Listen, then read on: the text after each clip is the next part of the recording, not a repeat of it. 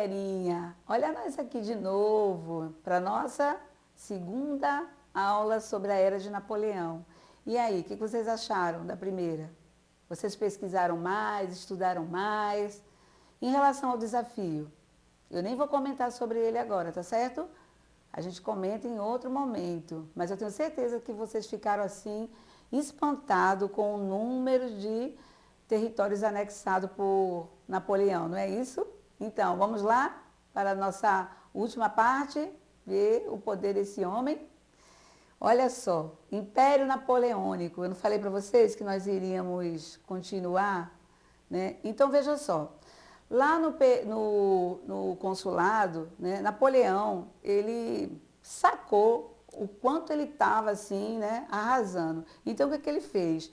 Ele promoveu, tá aqui ó, um plebiscito, certo? Em que ele ia perguntar ao povo se o povo queria que ele se tornasse o imperador. Então, 60% confirmaram, né, que a monarquia e indicaram o nome de Napoleão como imperador. Então, as pessoas, sim, concordaram que ele fosse o imperador. Né? Ele foi apoiado pela elite, né? Ele foi proclamado cônsul, como eu falei para vocês na aula anterior, a gente está fazendo uma revisão aqui, e tendo o direito de indicar seu sucessor. Mas é claro que ele não ia indicar logo assim de cara. Em 1804, o plebiscito ocorreu e em 2 de dezembro de 1804, Napoleão foi coroado imperador da Catedral de Notre-Dame, lá na França, né? Que se você for buscar, você vai ver que é uma maravilha, um espetáculo. Aqui temos ele sendo coroado, o momento da coroação dele, tá certo? A coroação de Napoleão tem uma coisa bem assim, emblemática, né? A gente vai notar o quanto ele era assim, ele, certo? Toda coroação, ela tinha que ser feita através do Papa. Então, foi chamado Papa Pio, tá certo? Ele veio para coroar Napoleão. E o que aconteceu? Napoleão não permitiu. Estava lá o Papa pronto para tirar a coroa e passar para ele, mas Napoleão não permitiu. Ele foi lá, tirou a coroa e se autocoroou imperador. Então a gente já percebe aí, né, a sua soberba, né? E depois que ele se autocoroou, como se dissesse assim, eu me coroo, né? Eu mesmo me coloco a coroa, porque eu sou eu, né? Ele pega depois, ele também vai coroar a sua esposa, Josefine, né? A imperatriz, tá certo? E Bonaparte conferiu, depois desse momento que ele passa, né, a agir no império, ele vai conferir títulos de nobreza a seus familiares, nomeando-os para altos cargos públicos. A gente sabe que hoje essa prática não é meio permitido não, né? E como símbolo do poder do império, construiu-se grandes monumentos como o Arco do Triunfo, inspirado na arquitetura romana. Olha aqui. Vocês lembram quando vocês estudaram as civilizações antigas, né? O Egito, o faraó, lembra que quanto mais o faraó construía, ele mostrava o seu poder, né? Veja aqui o que foi que Napoleão construiu e deixou aí para a França, esse belo Arco do Triunfo. Então, a gente agora vai falar sobre o bloqueio continental. O que foi o bloqueio continental, certo? Vamos nos prender a ele, tá certo? Vamos aqui, vou falar para vocês, certo? Napoleão, como vocês viram, né, ele foi um grande estrategista, foi um grande guerreiro naquilo que ele se propôs a fazer, né? Então, ao longo do Império Militar, Napoleão comandou uma série de companhias militares para expandir os domínios franceses. Esse foi uma das metas dele, né? Eu vou destacar para vocês a Batalha de Trafalgar, tá certo? Que foi uma batalha onde as forças francesas tentaram invadir a Inglaterra, mas foram derrotadas e ficou assim demonstrado, né, a superioridade naval britânica, né? A Inglaterra era o quê? Assim, um calo nos pés de Napoleão, certo? Então, nos anos seguintes, outras batalhas foram realizadas. E em 1812, o Império Francês atingiu sua extensão máxima, dominando grande parte da Europa, né? Então, isso também não só trouxe satisfação não para o povo francês, nem para toda a Europa, porque havia insatisfação, muitas mortes, reações nacionalistas de povos conquistados, né? Porque as ideias liberais de Napoleão acabou por infringir várias outras nações, tá certo? Mais tarde, Napoleão, não satisfeito, ele vai tentar de novo, tá certo, atacar a Inglaterra. Como ele não conseguiu por mar, ele vai atingir a Inglaterra, proibindo outras nações de receber em seus portos navios ingleses, uma forma de enfraquecer a economia inglesa. É quando ele estabelece o bloqueio continental, que vocês estão vendo aqui, né? O bloqueio continental foi decretado em 21 de novembro de 1806 para obrigar os países administrados pelo Império Francês a cortar todos os laços comerciais com a Inglaterra. O autor desse decreto foi Napoleão, né, que queria todas as formas derrubar a hegemonia econômica do Império Britânico. Então, como a gente percebe, ele passa a proibir outras nações de comercializar com a Inglaterra, que na época era a que abastecia toda a Europa. E todas as nações, tá certo, que não seguisse esse bloqueio continental, Bonaparte atacava, tirava quem estava lá no governo, tá certo?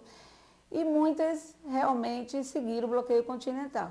Mas só que o que ocorreu?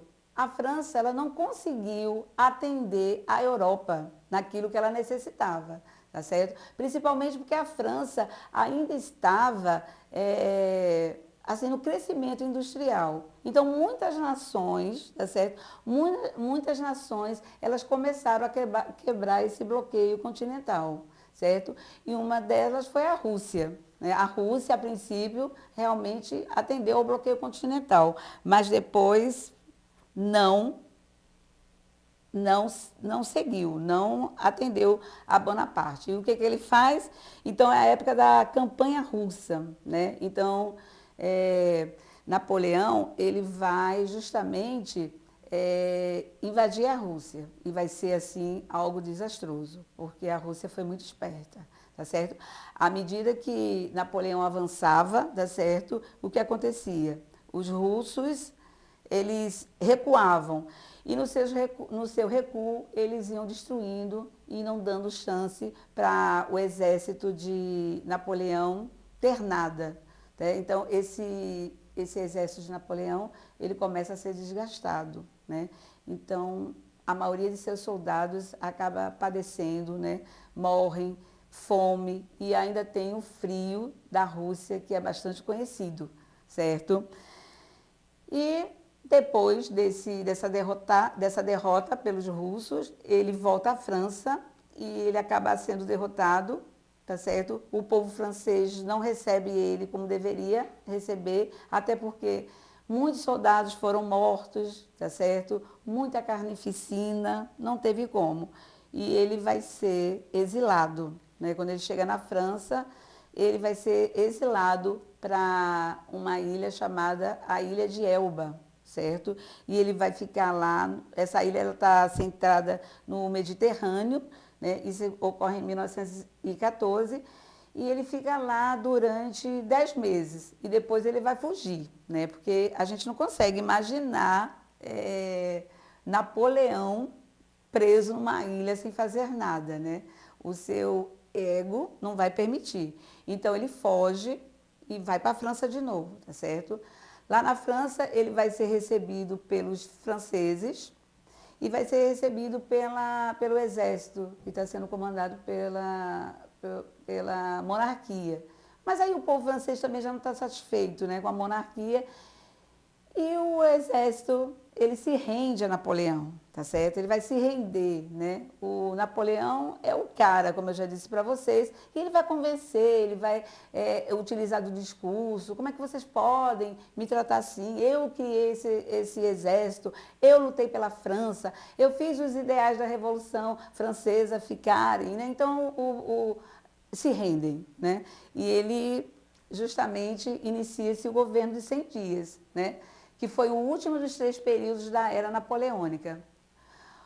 Os franceses haviam sido derrotados pelos seus principais inimigos, isso porque quando tenta invadir a Rússia, que eu falei para vocês, né, ele perde mais da metade dos seus homens. Napoleão é derrotado no dia 6 de abril de 1814 e enviado para a prisão na ilha de Elba e depois de 10 meses foge. Napoleão volta para o seu país e a notícia se espalha para a França. No dia 20 de março de 1815, Napoleão é recebido, né, com grandes comemorações pela população e pelo exército em Paris, inicia-se o governo de 100 dias, como eu falei para vocês, né? E claro que as forças opositoras não vão deixar que ele assuma de novo, tá certo? Então é quando ocorre a Batalha de Waterloo, né, que marcou o fim da era napoleônica. A luta durou apenas um dia, em 18 de junho, tá certo? 18 de junho de 1815, inclusive 18 de junho é uma data assim, que marca, né? Marca o fim da era de Napoleão. Franceses, ingleses e seus aliados enfrentaram-se no campo da batalha que terminou com a derrota francesa. Após o conflito, Napoleão Bonaparte foi preso pelos ingleses. Olha aí, os ingleses assim super satisfeitos, né? Porque finalmente pega Napoleão e ele é levado à ilha de Santa Helena, certo? Enquanto os vencedores se reuniram em torno do Congresso de Viana para redesenhar o novo mapa europeu. Essa ilha de Santa Helena, veja que beleza, né? Que linda, no meio do Mediterrâneo, aí do mar, linda, e Napoleão fica aí. E a gente fica aqui a imaginar, né, o que passava na cabeça desse grande imperador, né, desse homem que teve uma história pautada nas guerras, né, nas lutas, no seu alto ego, né? É aí que ele fica, na ilha de Santa Helena, o exílio de Napoleão Bonaparte. E é aí que ele vai morrer. Ele morre no dia 5 de maio de 1921. Inclusive, agora, né, esse ano, completou 200 anos da morte de Napoleão. 5 de maio, isso mesmo. Depois, né, da queda de Napoleão, certo? As nações vencedoras, elas vão formar o Congresso de Viana, né, de Viena. As propostas do Congresso de Viena tinham por objetivo restabelecer a ordem política do antigo regime. Como o Império Napoleônico havia praticamente mudado o mapa da Europa, com suas invasões e anexões de território, os países afetados procuraram reaver as terras que lhe pertenciam. Lembra lá que vocês fizeram o desafio? Então, todas aquelas terras que Napoleão anexou, tá certo, ao seu território teria que ser devolvido. Além disso, uma das preocupações fundamentais do referido Congresso era desenvolver mecanismo para o refreamento de possíveis revoluções semelhantes à Revolução Francesa que pudessem irromper na Europa, né? Então, esse Congresso de Viena, ele também teve esse propósito, né, de ficar com o olho aberto para possíveis, né, outras revoluções, né, semelhantes à Revolução Francesa, certo? Então, alunos, esse é um assunto muito vasto, é um assunto complexo, né? Porque história não é fácil, né? História não é fácil. Como eu já disse para vocês, história exige leitura, exige você estar antenado, exige interpretação. E quando a gente pega um assunto dessa grandiosidade de Napoleão Bonaparte, né, fica difícil a gente aprender assim de uma hora para outra. Então a gente tem que pesquisar, a gente tem que procurar. E eu tenho certeza que vocês ficaram encantados com a história desse homem, né? Porque uma pessoa que acaba tendo denominado a Era Napoleônica, ele fez muito, né?